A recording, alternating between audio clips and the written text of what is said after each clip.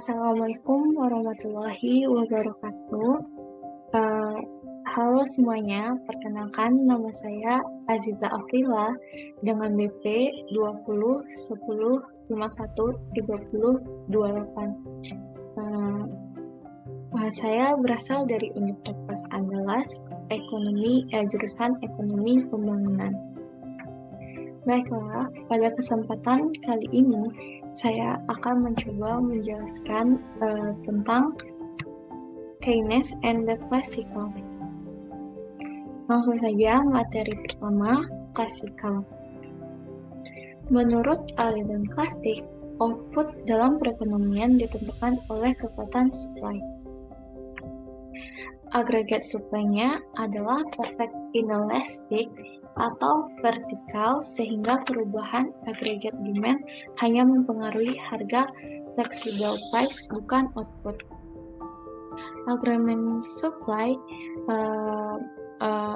kurva agreement supply-nya menawarkan secara keseluruhan sifatnya perfect inelastic atau vertikal. Perekonomian akan selalu dalam keadaan full employment, deviasi terhadap full employment hanya sementara. Pasar akan menciptakan outcome yang efisien tanpa campur tangan pemerintah.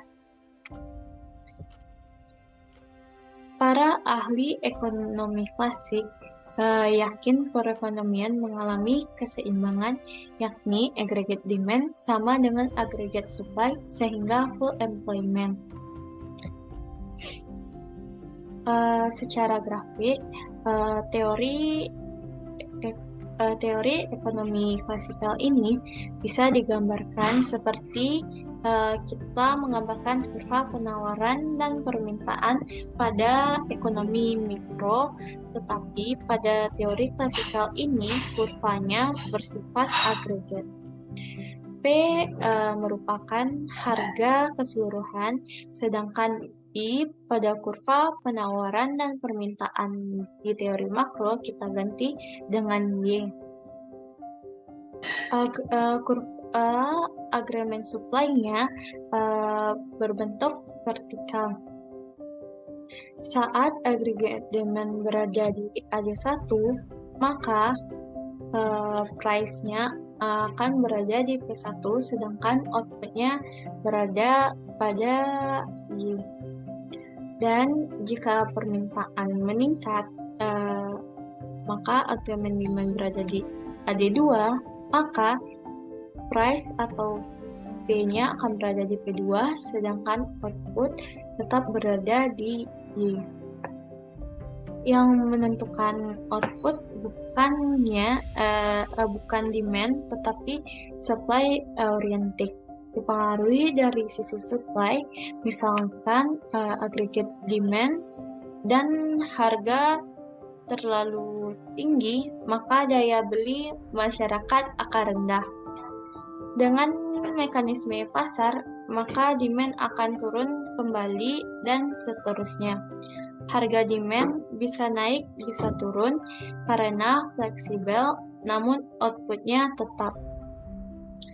Dan dalam keadaan ini, ekonomi akan mengalami keadaan full employment. Materi berikutnya, aggregate demand pada teori klasikal. Yang berikut aggregate supply pada teori ekonomi klasik. Y sama dengan F untuk fungsi produksi, W sama dengan P dikali F untuk fungsi labor demand, W1 dikurang K sama dengan P untuk fungsi labor supply. Materi berikutnya, Keynesian. Makroekonomi Keynes adalah teori makroekonomi tentang pengeluaran total atau permintaan agregat dalam perekonomian dan dampaknya terhadap output dan inflasi. Keynesian ekonomi berfokus pada penggunaan kebijakan pemerintah yang aktif untuk mengelola permintaan agregat untuk mengatasi dan mencegah resesi ekonomi. Keynes mengembangkan teori sebagai tanggapan terhadap depresi hebat, sangat kritis terhadap argumen ekonomi klasik bahwa kekuatan dan insentif ekonomi alami akan cukup untuk membantu pemulihan ekonomi. Kebijakan fiskal dan moneter aktivis adalah alat utama yang direkomendasikan oleh ekonom Keynesian untuk mengelola ekonomi dan memerangi pengangguran. Menurut aliran ini, output dalam perekonomian lebih ditentukan oleh kekuatan demand. Aggregate supply berbentuk perfect elastis atau horizontal, intermediate, dan perfect inelastic atau vertikal. Saat aggregate supply perfect elastis, perubahan AD akan mengubah output, bukan price. Maka perubahan aggregate demand mempengaruhi perubahan output, namun price-nya tetap. Teori ini berkebalikan dengan teori klasikal. Maka pada Keynesian Y-nya akan berubah, sedangkan P-nya tetap. Ekonomi bisa berada di bawah full capacity akibat imperfect market. Campur tangan pemerintah penting agar perekonomian lebih efisiensi. Kurva teori Keynesian. Kurva teori Keynesian bisa digambarkan seperti ini. Saat kurva agreement supply di bawah output optimalnya, output optimal adalah di saat kurva agreement supply yang vertikal ada di Y optimal. Namun Y bisa menyimpang di bawah full capacity.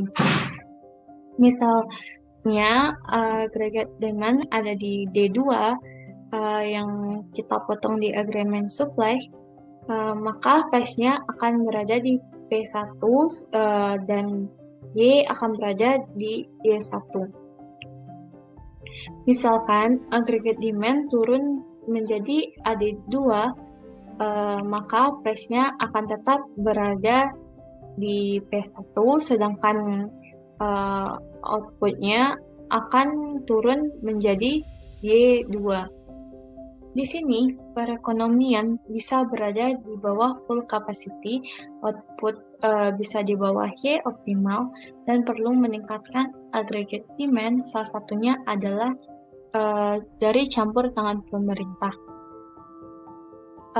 Pada teori Keynesian ini, campur tangan pemerintah sangat diperlukan, berbeda dengan teori klasikal yang menganggap campur tangan pemerintah tidak diperlukan. Dengan adanya campur tangan pemerintah ini, teori Keynesian ini bisa memecahkan masalah pada teori ekonomi klasikal. Aggregate demand-nya Y sama dengan C ditambah I ditambah G, L sama dengan M per P. Aggregate supply-nya Y sama dengan F, W sama dengan P dikali F, W bar 1 dikurang K sama dengan P dikali S, N pangkat S. Baiklah, sekian yang dapat saya sampaikan.